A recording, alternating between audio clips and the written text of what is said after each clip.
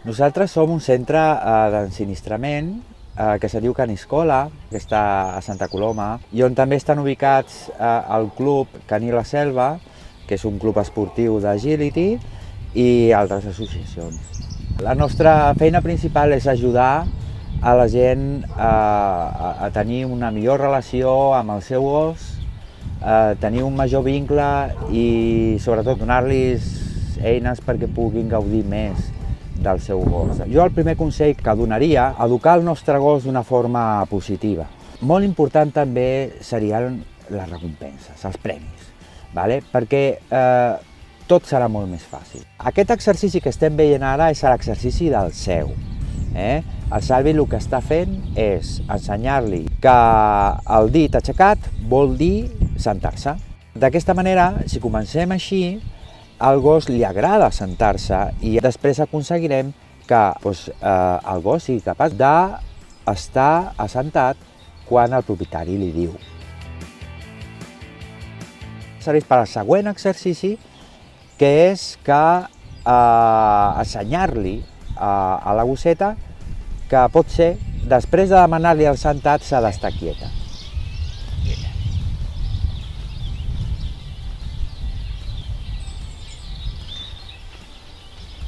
Molt bé.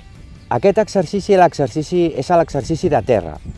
Aquí el que li volem ensenyar a la gossa és que s'atombi.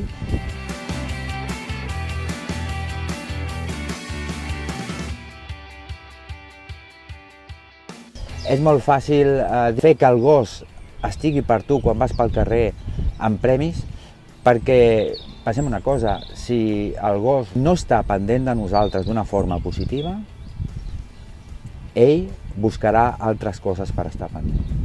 I moltes vegades simplement es tracta d'això. Simplement es tracta de que el gosset estigui pendent de nosaltres. Si el gosset està pendent de nosaltres, perquè li estem donant premis, no estarà pendent del patinet, no estarà pendent del nano que corre, del nano que juga amb la pilota, de la persona que passa per al costat. I aquest exercici és un exercici per ensenyar-li a la gossa a caminar al costat del propietari i que no es tiri de la corretja. El gos està pendent de nosaltres quan anem pel carrer i ho troba divertit això, no té per què buscar-se altres diversions. A vegades els propietaris s'enfaden amb el gos i tira la corretja, li fan una estrabada amb la corretja. Tot això fa que l'animal perdi la confiança en nosaltres. Ara està fent l'exercici del vine. Aquí ja properament cada vegada aquest exercici se fa des de més lluny, de manera que quan el gos ja estigui educat, estiguem en el camp, el gos estarà allà a la quinta forca i nosaltres podem cridar-lo i el gos vindrà, hagin distraccions o no hi hagin distraccions.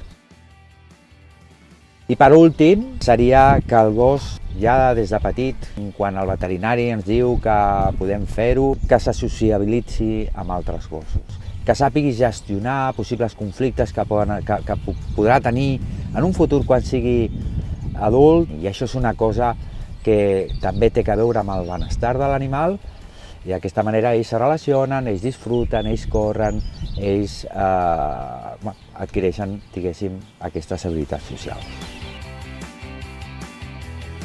La millor opció és que el gos aprengui passant-s'ho bé, molt motivat, molt estimulat cap a nosaltres, i a partir d'aquí, ja a poc, amb el temps, deixarem de donar-li premis, simplement el gos ja haurà, diguéssim, adquirit una manera de ser, una manera de fer, una manera de relacionar-se amb nosaltres.